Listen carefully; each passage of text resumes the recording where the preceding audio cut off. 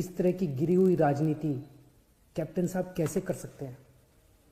ये तो तीनों केंद्र के कानून हैं। जिस दिन राष्ट्रपति के इन तीनों कानूनों पे दस्तखत हुए थे, उसी दिन ये तीनों कानून पूरे देश में लागू हो गए। अब ये किसी राज्य सरकार के ऊपर नहीं है कि वो इन्हें लागू करेगी या नहीं करेगी। अगर राज्य सरकारों पे होता तो देश भर से किसान केंद्र सरकार से बात करने के लिए दिल्ली क्यों आते? वो अपने अपने राज्य के मुख्यमंत्रियों से मांग करते।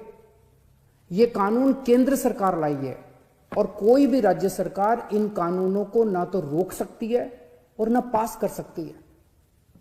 अब सवाल ये है कि जब कैप्टन साहब को ये बात पता है तो फिर उन्होंने मुझ पर ये झूठे आरोप क्यों लगाए? इसका एक बहुत बड़ा कारण है। जब से हमने दिल्ली के 9 स्टेडियम को जेल बनाने से रोका है, तब से केंद्र की भाजपा सरकार मुझसे बहुत ज्यादा नाराज है।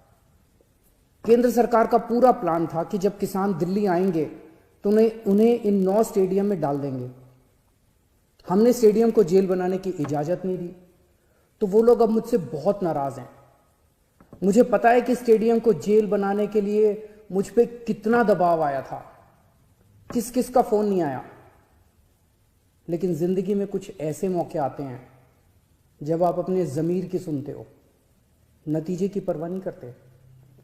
कैप्टन साहब, क्या इन्हीं लोगों का आप पे दबाव है जो आप मुझ पे झूठे आरोप लगा रहे हो, मुझे गालियां दे रहे हो, बीजेपी की बोली बोल रहे हो, बीजेपी के साथ ये दोस्ती निभा रहे हो, या कोई दबाव है क्योंकि आपके परिवार पे ईडी के केस चल रहे हैं आजकल और ईडी के नोटिस भी आ रहे हैं आजकल?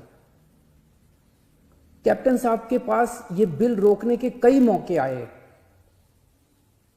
पंजाब के लोग पूछ रहे हैं कि तब कैप्टन साहब ने इन बिलों को क्यों नहीं रोका? आज से 1.5 साल पहले 2019 में केंद्र सरकार ने ये तीनों काले कानून बनाने के लिए कमेटी बनाई थी। उस कमेटी में पता है कौन था? उस कमेटी में कैप्टन साहब थे।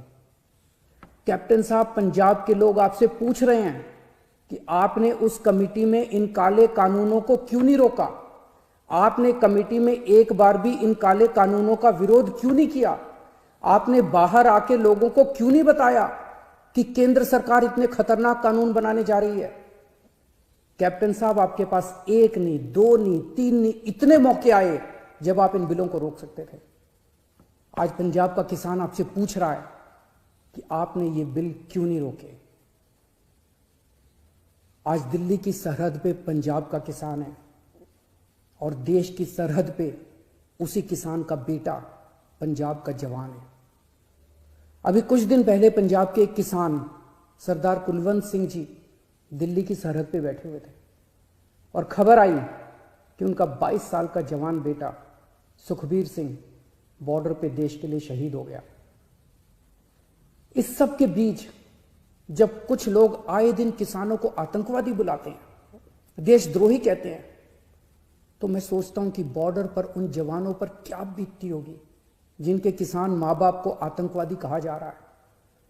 आज हम सबको तय करना होगा कि हम देश के किसानों के साथ हैं या उन्हें आतंकवादी कहने वालों के साथ हैं। मेरी सभी देशवासियों से अपील है कि हर देशभक्त किसानों का साथ दे। मेरी सभी आम आदमी पार्टी के लोगों से अपील है, कोई राजनीति नहीं करनी, सभी पार्टियों के लोगों के साथ मिलके भारतीय बनके किसानों की सेवा करनी है। राजनीति करने को पूरी जिंदगी पड़ी है, अभी बस सेवादार बनके सेवा करो।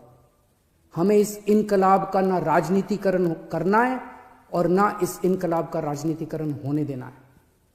मेरी केंद्र सरकार से अपील है कि किसानों को सभी मांगे किसानों की तुरंत मानी जाएं और एमएसपी की गारंटी को कानून में डाला जाए।